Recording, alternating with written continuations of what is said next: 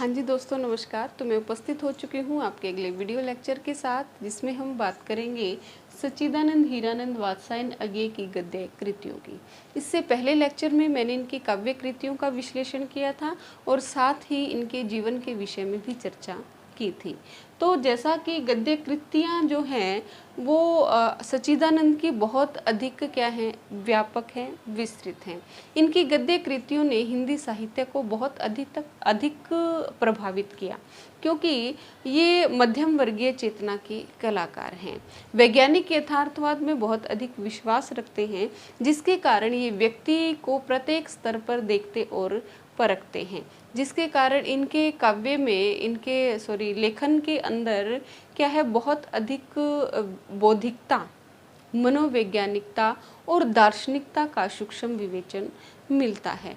तो इन्होंने हिंदी साहित्य की प्रत्येक विधा, चाहे वो उपन्यास हो, कहानी हो, चाहे पर संस्मरण हो, साक्षात्कार हो, निबंध हो, डायरी लेखन हो, हर विधा पर इन्होंने अपनी लेखनी चलाई है। तो सबसे पहले मैं इनके उपन्यासों की बात इस लेक्चर में करूँगी। उपन्यास, इनका प्रथम उपन्यास है शेखर एक जीवनी। शेखर एक जीवनी, जो कि 2 खंडों में प्रकाशित है। पहला जो भाग है वो इसका प्रकाशित हुआ था 1941 में, और दूसरा भाग जो है ये प्रकाशित हुआ था 1944 में। यह क्या है, यह फ्लैशबैक शैली में लिखा गया है। यह फ्लैशबैक शैली में लिखा गया है। और इसका नायक कौन है? इसका नायक है शेखर। शेखर क्या है, एक क्रांतिकारी व्यक्ति है और इसे फांसी की सजा सुना दी जाती है, और अपनी जीवन की अंतिम रात में यह अपने अतीत को पुनः जी लेना चाहता है। इस पूरी कहानी पर ये उपन्यास आधारित है, और इसमें लेखक ने क्या है, एक मनोवैज्ञानिक विश्लेषण को दर्शाया है, और इस पर फ्रायड की काम चेतना का प्रभाव अधिक दिखाई पड़ता है। और साथ ही साथ इसमें रोमा रोला जो कि क्या है, एक विदेशी लेखक हैं, और उनका एक उपन्यास है ज्यां क्रिस्ताफ। उपन्यास का क्या नाम है? ज्यां क्रिस्ताफ। इस ज्यां क्रिस्ताफ का प्रभाव जो है वो शेखर एक जीवनी पर दिखाई पड़ता है, और स्वयं जो अज्ञेय जी हैं वो भी इस बात को स्वीकार करते हैं, क्योंकि ज्यां क्रिस्ताफ के कथानायक और शेखर एक जीवनी के कथानायक के घटनाओं में जो है वो बहुत अधिक समानता पाई जाती है। ठीक है, तो इस कारण से कहा जाता है कि रोला के जय क्रिस्ताफ का प्रभाव जो है वो शेखर एक जीवनी पर दिखाई पड़ता है। कौन सी शैली में लिखी गई है? फ्लैशबैक शैली में लिखी गई है। क्या कहानी है कि शेखर जो है क्रांतिकारी व्यक्ति है, फांसी की सजा सुना दी जाती है, तो जीवन की अंतिम रात में वो इस उपन्यास में अपने समूचे अतीत को जीना चाहता है। 2 इसके अंदर क्या है, मुख्यतः स्त्री पात्र हैं। एक का नाम है सरस्वती और दूसरी का नाम है शशि। सरस्वती क्या है, ये नायक की, शेखर की बहन है, और शशि उसकी प्रेमिका है। और इस जो उपन्यास है इसे क्या आलोचकों ने क्या कहकर के इस पर व्यंग्य किया? प्रकाशमान पुच्छल तारा। इस उपन्यास को क्या कहा जाता है? प्रकाशमान पुच्छल तारा कह करके इस उपन्यास की जो है वो हंसी उड़ाई जाती है, या कह लीजिए इस पर व्यंग्य किया जाता है। ठीक है, अगला इनका उपन्यास देखिए। पहला भाग कब प्रकाशित हुआ इसका? 1941 में। दूसरा भाग प्रकाशित हुआ 1944 में, और माना जाता है कि इसका खाका, इसका मसौदा इन्होंने क्या है, अपने जेल के दौरान जब ये सजा भोग रहे थे तो उस समय इसका खाका इन्होंने तैयार कर लिया था, क्योंकि इन्हें स्वयं ये लगता था कि इन्हें फांसी की सजा होगी। और बहुत से जो लेखक हैं, विद्वान हैं, आलोचक हैं, ये मानते हैं कि शेखर के रूप में सच्चिदानंद ने अपने आप को ही जिया है। ठीक है, तो इनका अगला उपन्यास है नदी के द्वीप। नदी के द्वीप, जो कि कब प्रकाशित हुआ इनका? 1951 में। और शिल्प सौष्ठव की दृष्टि से ये और भी अधिक महत्वपूर्ण है। शिल्प सौष्ठव जो है वो इसमें शेखर एक जीवनी से भी अधिक दिखाई पड़ता है। क्यों? क्योंकि इसमें एक साथ ही पत्र शैली, चेतना प्रभा शैली,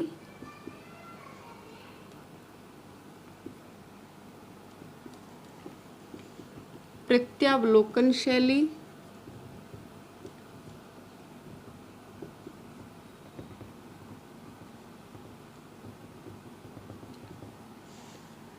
और विचारात्मक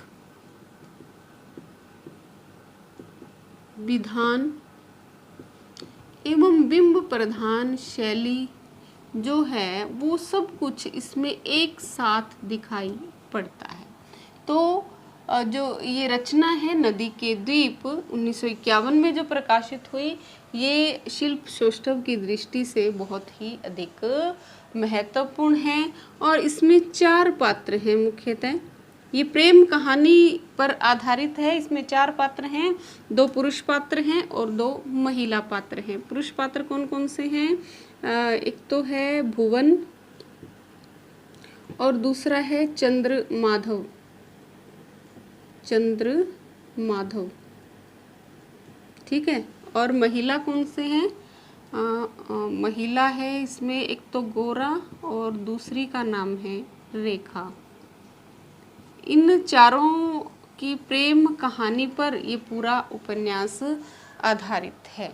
ठीक है, तो इसमें ये जो भुवन है ये शेखर का ही विकसित रूप माना जाता है।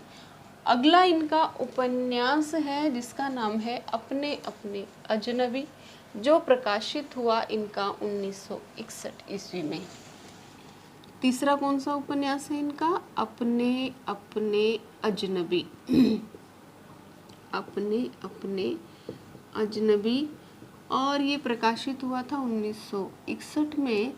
इसमें क्या है? मृत्यु से साक्षात्कार को दर्शाया गया है। मृत्यु से साक्षात्कार। ये उपन्यास 3 अध्यायों में विभाजित है और तीनों अध्यायों में अलग अलग कहानियां दर्शाई गई हैं। और इसकी जो मुख्य पात्र हैं वो है, एक तो सेल्मा है जो गडरिये की माँ है, दूसरी है इसकी पॉल, और तीसरा इसका जो पात्र है उसका नाम है योके। तीसरा पात्र कौन है इसका? योके इसका तीसरा पात्र है। तो इसमें मृत्यु से साक्षात्कार के विषय में पूरी कहानी जो है वो दर्शाई गई है। इसके विषय में राम स्वरूप चतुर्वेदी एक बहुत महत्वपूर्ण बात कहते हैं। कौन कहते हैं? राम स्वरूप चतुर्वेदी। वो क्या कहते हैं कि इस उपन्यास के माध्यम से, लिख लीजिए इसे, इस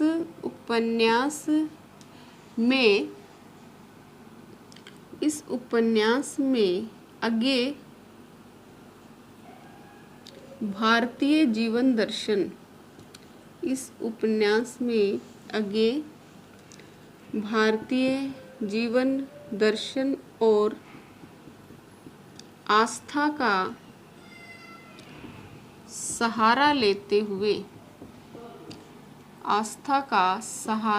लेते हुए पश्चिमी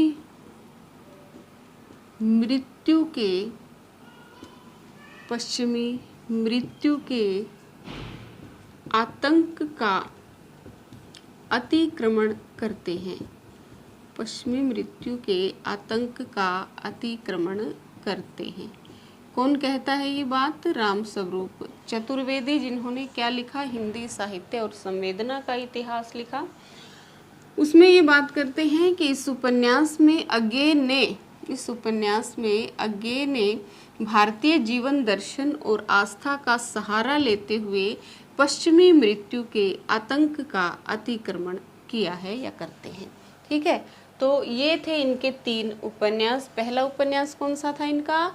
शेखर एक जीवनी, जिसका पहला भाग प्रकाशित हुआ 1941 में, दूसरा 1944 में। दूसरा इनका उपन्यास कौन सा है? नदी के द्वीप, कब प्रकाशित हुआ? 1951 में। तीसरा है अपने अपने अजनबी, कब प्रकाशित हुआ? 1961 में।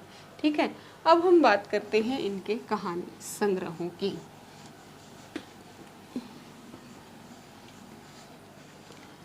कहानी संग्रह, तो इनके कौन कौन से कहानी संग्रह थे? इन्होंने अपने जीवन में 100 से अधिक कहानियाँ लिखी और इन्हें 6 कहानी संग्रहों के माध्यम से प्रकाशित करवाया। पहला कहानी संग्रह था इनका विपथगा। विपथगा कहानी संग्रह प्रकाशित हुआ था 1937 में।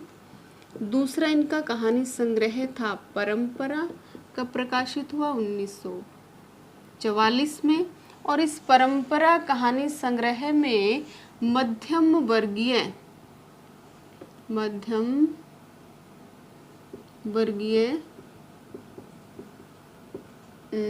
समाज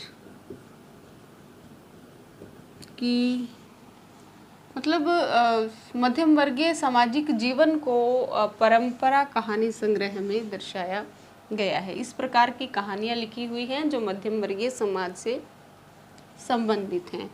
तीसरा इनका कहानी संग्रह है जिसका नाम है कोठरी की बात। कोठरी की बात, ये कब प्रकाशित हुआ इनका? 1945 में। और इसमें क्या है? क्रांतिकारियों से संबंधित कथा को जो है वो संग्रहित किया गया है। ठीक है, और चौथा इनका कहानी संग्रह है जिसका नाम है शरणार्थी, जो कब प्रकाशित हुआ? 1948 में। भारत विभाजन के पश्चात जो सांप्रदायिक दंगे हुए और जो पाकिस्तान के शरणार्थी भारत आए, उनकी क्या जीवन दशा थी, किस प्रकार की समस्याओं को उन्हें भोगना पड़ा, इन सब का वर्णन जो है वो शरणार्थी कहानी संग्रह में मिलता है, जैसा कि नाम से ही स्पष्ट है। पांचवा इनका कहानी संग्रह मिलता है जिसका नाम है जयदोल, जो प्रकाशित हुआ 1951 में। और छठा इनका कहानी संग्रह है ये तेरे प्रतिरूप, कब प्रकाशित हुआ? ये 1961 में। ठीक है, तो ये क्या थे? ये इनके कहानी संग्रह थे। प्रथम कहानी संग्रह अगर पूछा जाए तो कौन सा था? विपथगा, 1937 में प्रकाशित हुआ। जेल के दौरान ही मतलब जेल से निकलते ही कह लीजिए प्रकाशित हो गया था। परंपरा 1944, कोठरी की बात 1945, शरणार्थी 1948, जयदोल 1951, ये तेरे प्रतिरूप 1961 में प्रकाशित हुआ था। तो एक इनका नाटक भी मिलता है जो क्या है? गीति नाट्य है, जिसका नाम है उत्तर प्रियदर्शी। तो लिख लीजिए नाटक कौन सा है इनका? नाटक भी कौन सा है? गीति नाट्य है ये, इसका नाम है उत्तर प्रियदर्शी। नाट्य लेखन में इन्होंने अधिक रुचि नहीं दर्शाई। ठीक है, तो नाटक था इनका उत्तर प्रियदर्शी। और अब हम बात कर लेते हैं इनके यात्रा वृत्तांत की। यात्रा वृत्तांत कौन कौन से हैं इनके? एक तो है अरे यायावार रहेगा याद, अरे यायावार रहेगा याद, कब प्रकाशित हुआ? 1953 में। और एक बूंद सहसा उछली, एक बूंद सहसा उछली 1960 में। ठीक है, ये थे इनके यात्रा वृत्तांत। अब इनके निबंध संग्रहों की बात करें तो बहुत विस्तृत इनका क्लेवर है। निबंध संग्रह कौन कौन से हैं इनके? पहला इनका निबंध है जिसका नाम है त्रिशंकु। त्रिशंकु जो कब प्रकाशित हुआ था? 1945 में। और दूसरा है इनका आत्मनेपद। आत्मनेपद 1960। और तीसरा है हिंदी साहित्य, बहुत महत्वपूर्ण है, बहुत बार पेपर में पूछ लिया जाता है। हिंदी साहित्य एक आधुनिक परिदृश्य। हिंदी साहित्य एक आधुनिक परिदृश्य कब प्रकाशित हुआ? 1967 में। 1967 में ही इनका एक काव्य संग्रह प्रकाशित हुआ था, वो भी बहुत महत्वपूर्ण था, जिसका क्या नाम था? कितनी नावों में कितनी बार। कब उसको ज्ञानपीठ पुरस्कार मिला? 1978 में। ठीक है। चौथा इनका एक निबंध मिलता है जिसका नाम है आलवाल। पांचवा है अद्यतन। और छठा है किनारे और धार। किनारे और धार। सातवां है स्रोत और सेतु। स्रोत और सेतु। आठवां है जोग लिखी। जोग लिखी। जोग लिखी कब प्रकाशित हुआ था? 1977 में। और एक बहुत ही महत्वपूर्ण है, काफ़ी बार पूछ लिया जाता है, जिसका नाम है संवत्सर। संवत्सर कब प्रकाशित हुआ था? 1978 में। ठीक है। ये जोग लिखी जो है, इसके अंतिम जो 90 पृष्ठ हैं वो प्रश्नोत्तर शैली में लिखे गए हैं। ठीक है। जोग लिखी के अंतिम 90 पृष्ठ किस में लिखे गए हैं? प्रश्नोत्तर शैली में लिखे गए हैं। तो ये सारे के सारे जो इनके निबंध हैं वो कैसे हैं? ये चिंतन परक शैली में लिखे गए निबंध हैं। इनकी शैली कौन सी है? चिंतन परक शैली में लिखे गए हैं। कौन कौन से लिखे गए हैं? त्रिशंकु 1945, आत्मनेपद 1960। त्रिशंकु में क्या है? टी.एस. इलियट के एक निबंध का अनुवाद ये रूढ़ि और मौलिकता नाम से करते हैं। किसमें करते हैं? त्रिशंकु में वो मिलता है। ठीक है। आत्मनेपद 1960 में और हिंदी साहित्य एक आधुनिक परिदृश्य 1967। आलवाल, अद्यतन, स्रोत और सेतु, किनारे और धार, जोगलिखी 1977, संवत्सर 1978, चिंतन परक शैली में ये सारे के सारे निबंध लिखे गए हैं। ठीक है। और अन्य कुछ निबंध हैं इनके, उनकी भी बात कर लेते हैं। लिखी कागद कोरे। लिखी कागद कोरे। लिखी कागद कोरे इनका बहुत महत्वपूर्ण निबंध है। दूसरा इनका निबंध है कहाँ है द्वारिका। कहाँ है द्वारिका। और तीसरा है छाया का जंगल। छाया का जंगल। और चौथा है सब रंग और कुछ राग। सब बहुत महत्वपूर्ण है ये भी, सब रंग और कुछ राग। ठीक है। ये सारे के सारे जो इनके निबंध हैं चार, ये आत्म कथा परक, ये किसमें लिखे गए हैं? आत्म कथा परक शैली में लिखे गए हैं। ठीक है। आत्मकथा परक शैली में कौन कौन से लिखे गए हैं? लिखी कागद कोरे, कहाँ है द्वारिका, छाया का जंगल, सब रंग और कुछ राग। ठीक है।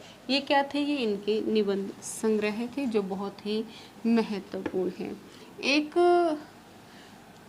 इनका मिलता है स्मृति लेखा। जो क्या है, संस्मरण है,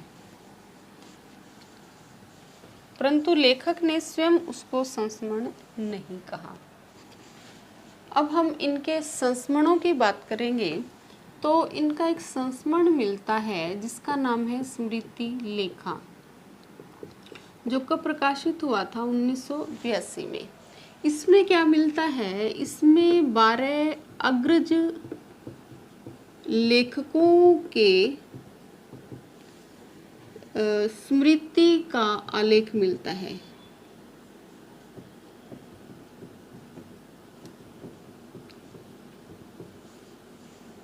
बारह अग्रज लेखकों की स्मृति का आलेख, इसी कारण से इसको नाम दिया गया है स्मृति लेखा। कौन कौन से है ये देख लेते हैं। सबसे पहला है इसमें मैथिली शरण गुप्त,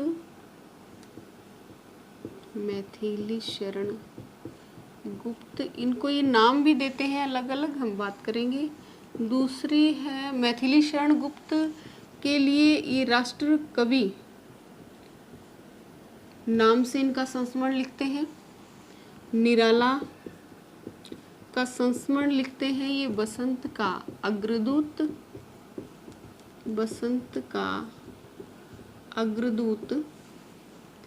नंबर 3 पंत, पंत के लिए लिखते हैं ये स्वर सिद्ध, स्वर सिद्ध नाम से इनका ये आलेख प्रस्तुत करते हैं।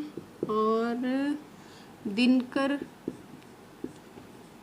का आलेख इस समय सूर्य के नाम से प्रस्तुत करते हैं। ठीक है। 5वां है होमवती देवी, होमवती देवी जिनके साथ मिलकर एक संस्था की स्थापना भी करते हैं, उसकी बात हम आगे करेंगे। होमवती देवी कवि वत्सला के नाम से इनका स्मृति आलेख प्रस्तुत करते हैं ये कवि वत्सला। मुंशी प्रेमचंद का करते हैं ये उपन्यास सम्राट के नाम से। ठीक है। और 7वें है फणीश्वर नाथ रेणु, में यहाँ रेणु ही लिख रही हूँ, अब समझ जाइए इसको। फणीश्वर नाथ रेणु, आप अपनी कॉपी में इसको पूरे अच्छे से नोट कर सकते हैं। फणीश्वर नाथ रेणु, इसके लिए वो लिखते हैं धरती का धनी। ठीक है। 8वां है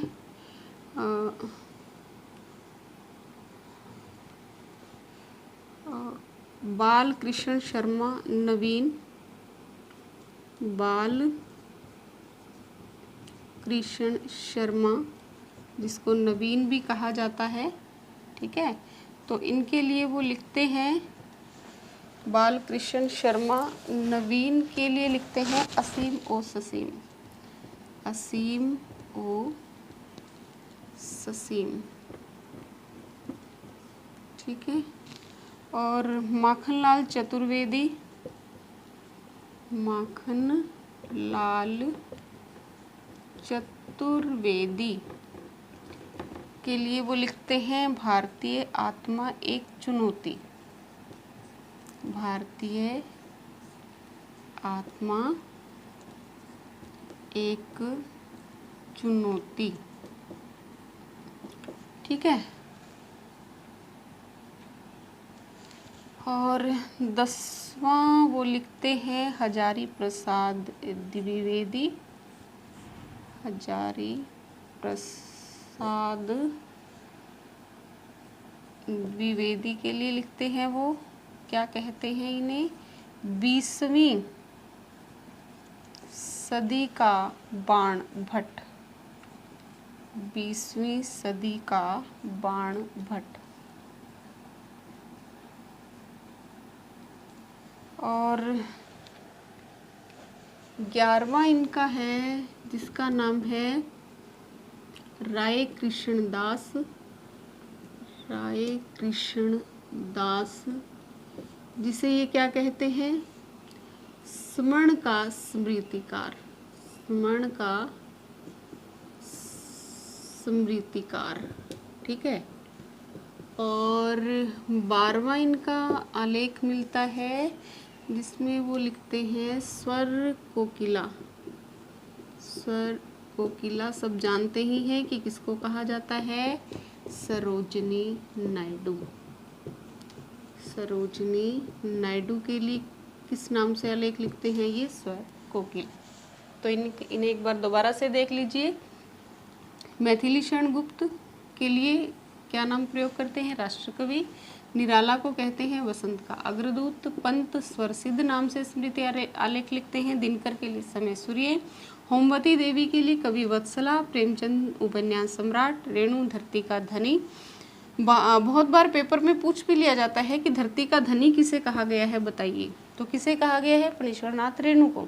20वीं सदी का बाणभट्ट किसे कहा गया है, बताइए। तो किसे कहा गया है, हजारी प्रसाद द्विवेदी को। असीम और ससीम किसे कहा गया है, बालकृष्ण शर्मा। नवीन कोरी, सारे नाम किसके दिए हुए हैं, अज्ञेय के ये दिए हुए हैं। दिनकर को क्या कहा जाता है, समय सूर्य कहा जाता है। और राय कृष्ण दास को स्वर्ण का स्मृतिकार किसने कहा, अज्ञेय ने कहा। तो विभिन्न तरीकों से ये पेपर में पूछ लिए जाते हैं। तो आप इनका स्क्रीनशॉट भी ले सकते हैं और नोट भी शायद आपने कर लिया हो, ठीक है। तो अब हम बात करेंगे इनके साक्षात्कार जो इन्होंने लिखे, उनकी बात करें। तो अब हम बात करेंगे इनके साक्षात्कार जो इन्होंने लिखे। साक्षात्कार कौन कौन से हैं इनके, एक तो है अप्रोक्ष। दूसरा है इनका अप्रोक्ष, तो इनका प्रकाशित हुआ था 1879 में, ठीक है। और दूसरा है इनका रचना क्यों और किनके बीच। रचना क्यों और किनके बीच, किनके बीच, ये इनकी मृत्यु के बाद प्रकाशित हुआ था 1988 में, ठीक है। और ये सारे के क्योंकि साक्षात्कार है तो कौन सी शैली है इसमें, प्रश्नोत्तर शैली, ठीक है। ये क्या थे, इनके साक्षात्कार ग्रंथ मिलते हैं। और इनकी डायरी मिलती है कुछ, लेकिन इन्हें डायरी नाम इन्होंने नहीं दिया, बल्कि ये क्या कहते हैं, अंतः प्रक्रियाएं, इन डायरियों को नाम देते हैं, ठीक है। पूछ भी लिया जा सकता है कि डायरी को जो अज्ञेय हैं वो क्या कहते हैं, वो अंतः प्रक्रियाएं कहते हैं। कौन, तीन है ये, एक तो है अंतरा, दूसरा है अंतरा 1972 में, भवंती 1975 में,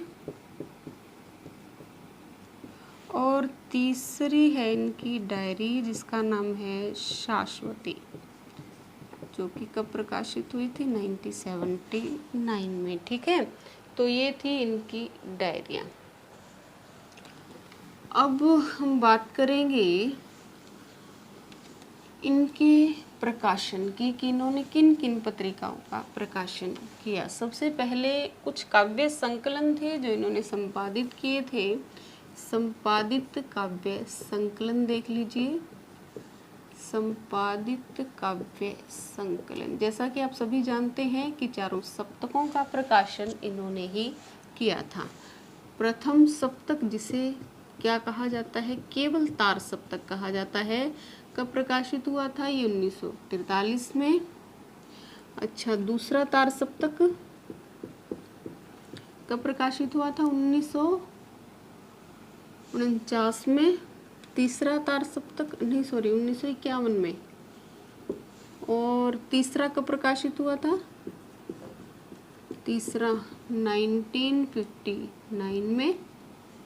और चौथा कब प्रकाशित हुआ था, 1979 में। सप्तक क्यों कहा गया, क्योंकि इनमें 7 कवि होते थे। और एक इनका मिलता है रूपांबरा, रूपांबरा जो कब इन्होंने प्रकाशित किया था, 1960 में।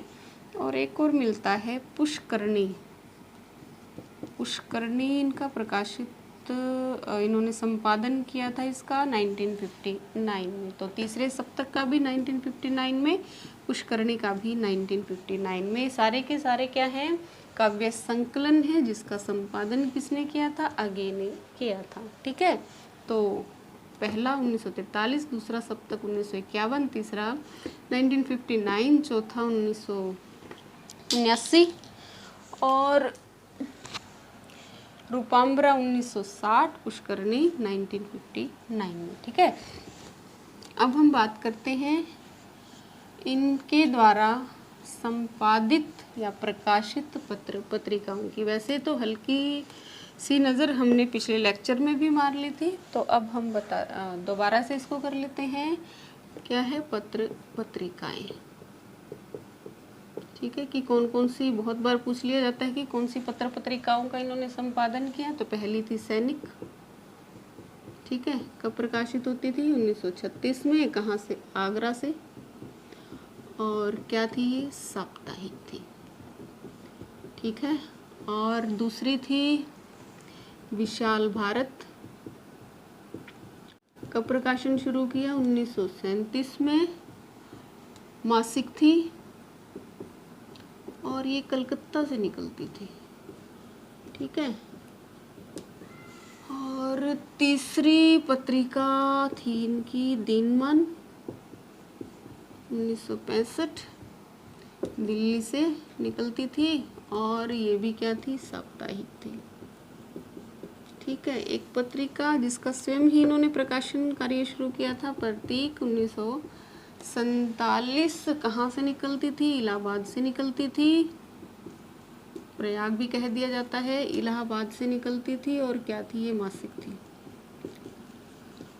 और एक और पत्रिका थी इनकी जिसका संपादन किया इन्होंने, बाक, जो कि क्या थी? दिल्ली से निकलती थी।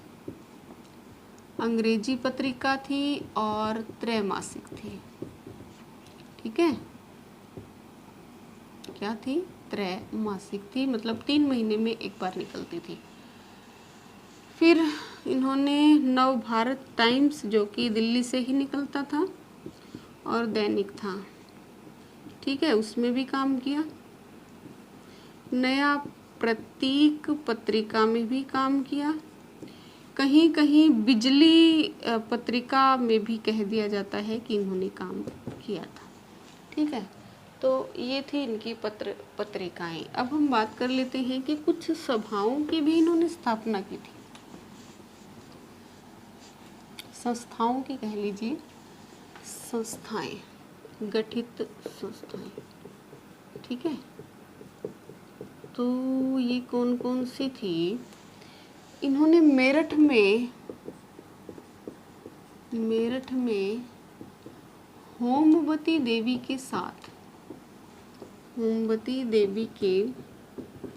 साथ मिलकर हिंदी साहित्य परिषद की स्थापना की। हिंदी साहित्य परिषद की स्थापना की। ठीक है, और 1980 में इन्होंने दिल्ली में वत्सल निधि फाउंडेशन की स्थापना की। ठीक है, कब स्थापना की? 1980 में। कहाँ की? दिल्ली में। और क्या नाम था उसका? वत्सल निधि फाउंडेशन या न्यास भी इसको कह सकते हैं।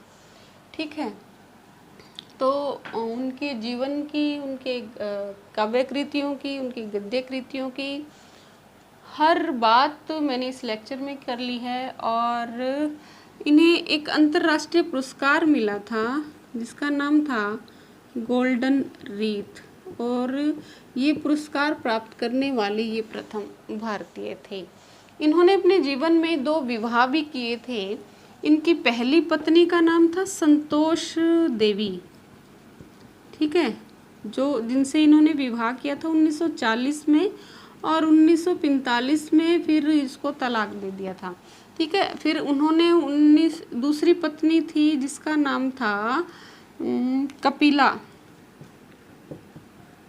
मलिक, जिसका नाम था। ठीक है, और इससे इन्होंने विवाह किया था 1959 में, और 13 वर्ष के पश्चात 1950 1956 में किया था मेरे ख्याल से, और 1969 में 13 वर्षों के पश्चात इसे तलाक दे दिया, इससे संबंध विच्छेद कर लिया।